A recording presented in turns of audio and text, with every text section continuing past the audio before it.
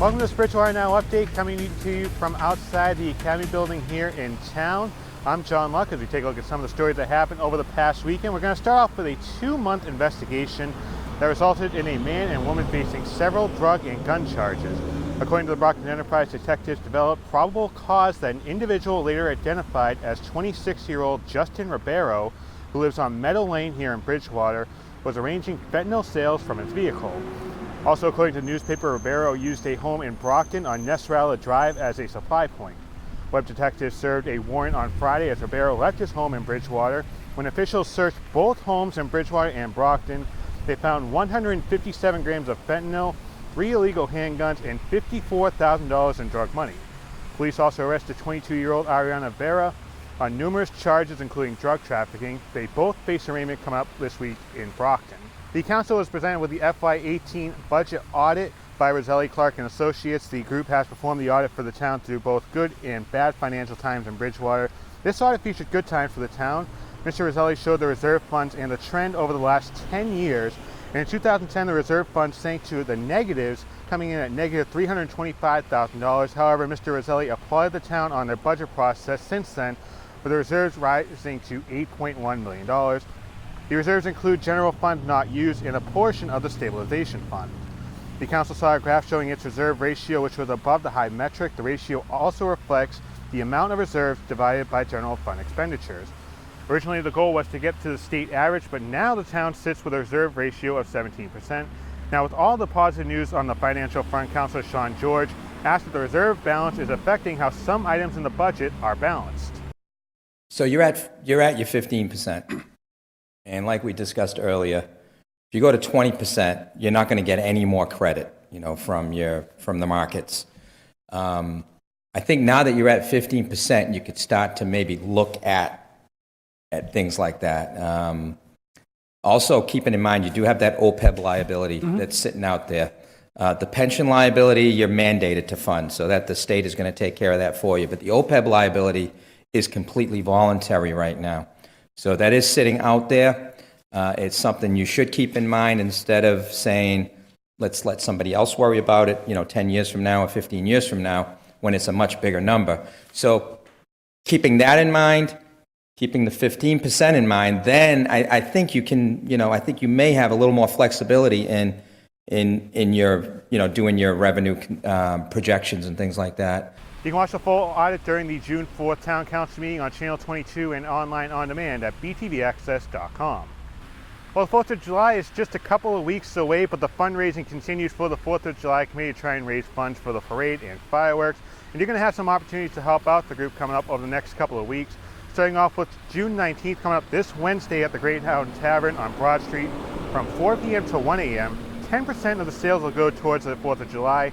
You can enjoy delicious food, drinks, and there will be tickets available for both raffles and the big push to actually start the fireworks spectacular. Those come in at $5 per ticket, and it helps out a great cause for the 4th of July committee.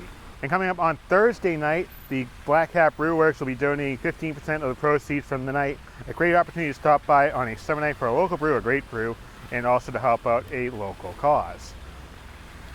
And 6 days later, the 99 Restaurant in Campus Plaza coming up next Wednesday night. We'll be holding a fundraising event from 5 p.m. to 9 p.m. Bring in the voucher and present it at your table, and 15% of your bill will go towards the 4th of July committee.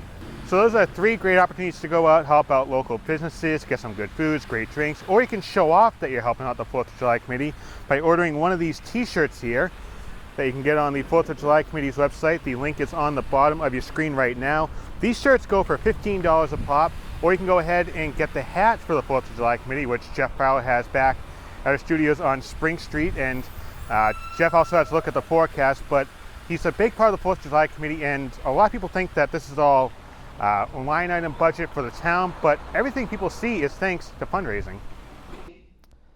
Well, that's right, John. We have some great fundraisers coming up, including Greyhound Tavern, as you mentioned, this Wednesday, where you can pick up these spiffy new hats. They'll be on sale during the next few weeks, so make sure you check them out.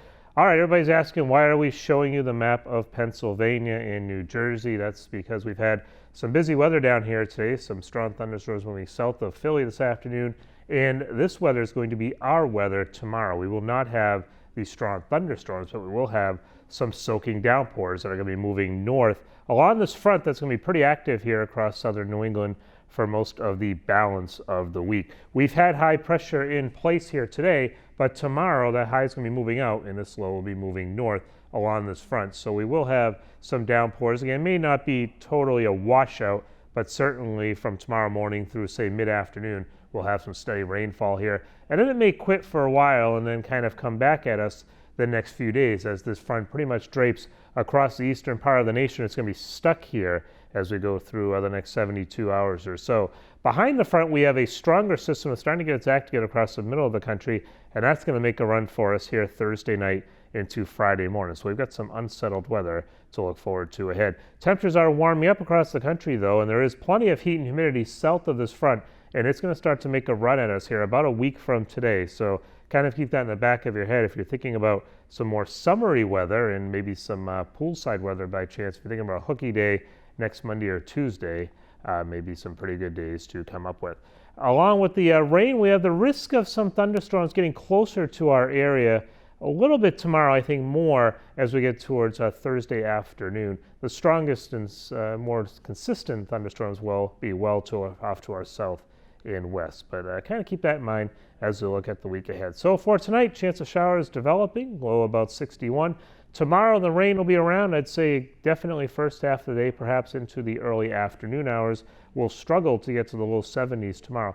Wednesday we have a chance of showers, but it's a very slim chance at that, and I think it's primarily off to our north and west, and again, right down on the south coast itself. But Bridgewater itself, I think, should stay relatively dry.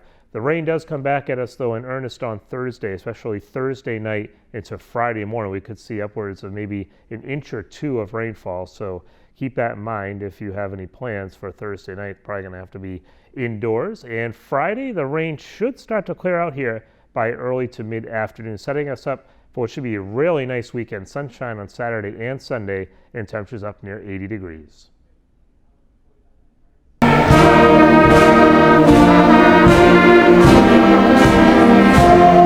284 8th grade students walk across the stage on Friday night at Bridgewater Middle School's promotion ceremony held at the high school. Students were recognized for their academic achievements during their time at the school, and Principal Tim Califf told students that as they continue their academic journey, his door will stay open. Seated in front of us is a very talented group of students. They have met success academically, artistically, and athletically. Tonight is your night. You have earned it. And I am so incredibly proud of each and every one of you.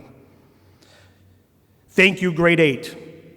Together with your teachers, I wish you the very best as you enter the next chapter of your life in high school. Parents, teachers, guests, please join me in congratulating our grade 8 students in the future high school class of 2023. I want you all to remember that you will always have a home at the Bridgewater Middle School. If there's anything you ever need, my door is open, always open. Keep your heads high. We love you all. Congrats to the students on their graduation. You can watch the ceremony in its entirety on Channel 98 later on this week or online on demand at btvaccess.com. Thanks for watching this Bridgewater Now update. I'm John Luck. We'll see you later.